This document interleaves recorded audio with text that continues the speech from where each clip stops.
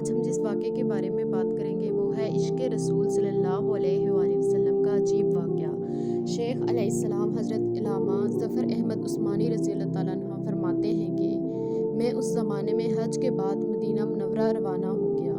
ہم لوگوں نے کھانا کھانے کے بعد دسترخوان کو لے کر ایک ڈھیر پر جھاڑو دیا تاکہ روٹی کے بچے ٹکڑے اور ہڈیوں کو جانور کھا جائیں۔ تھوڑی دیر کے بعد جب میں اپنے کمرے سے باہر نکلا تو یہ دیکھ کر حیران رہ گیا کہ ایک خوبصورت 9 سال کا بچہ ٹکڑوں کو چن چن کر کھا رہا ہے۔ مجھے سخت افسوس ہوا۔ بچے کو ساتھ لے کر قیام گاہ میں آیا اور اسے پیٹ بھر کے کھانا کھلایا، کیونکہ میں ایسی ہستی کے شہر میں تھا جو غریبوں کا ولی اور غلاموں کا مولا تھا۔ میرے اس برتاؤ کو دیکھ کر بچہ بے حد متاثر ہوا۔ میں نے چلتے وقت اس سے کہا، بیٹا تمہارے والد کیا کرتے ہیں؟ اس نے کہا، میں یتیم ہوں۔ میں نے کہا، بیٹا میرے ساتھ ہندوستان چلو گے؟ وہاں میں تم کو اچھے اچھے کھانے کھلاؤں گا، عمدہ عمدہ کپڑے پہناؤں گا، اپنے مدرسے میں تعلیم دوں گا۔ جب تم عالم فاضل ہو جاؤ گے تو میں خود تم کو یہاں لے کر آؤں گا اور تمہیں تمہاری والدہ کے سپرد کر دوں گا۔ تم جاؤ اپنی والدہ سے اجازت لے کر آؤ۔ لڑکا بہت خوش ہوا اور اچھلتا کودتا اپنی والدہ کے پاس آیا۔ وہ بیچاری بیوہ دوسرے بچوں کے اخراجات سے پہلے ہی پریشان تھی، اس لیے اس نے فوراً اجازت دے دی۔ بچہ فوراً آیا اور مولانا کو بتایا کہ میں آپ کے ساتھ جاؤں گا، میری ماں نے اجازت دے دی ہے۔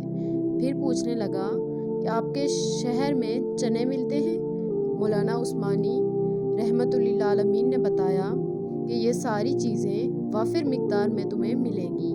مولانا کا بیان ہے کہ میری انگلی پکڑے پکڑے مسجد نبوی میں وہ میرے ساتھ آیا اور ٹھٹک کر رہ گیا۔ سرکار دو عالم صلی اللہ علیہ وآلہ وسلم کے روضے مبارک کو دیکھا اور مسجد کے دروازے کو، اور پوچھا، کیا بابا یہ دروازہ اور روضہ بھی وہاں ملے گا؟ میں نے اس سے کہا، بیٹا اگر یہ وہاں مل جاتا تو میں یہاں کیوں آتا؟ لڑکے کے چہرے کا رنگ بدل گیا۔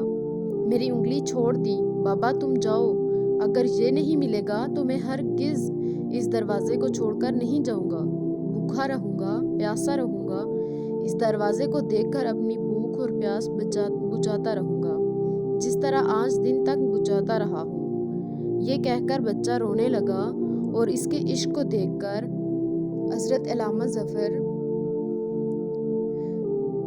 احمد عثمانی بھی رونے لگے۔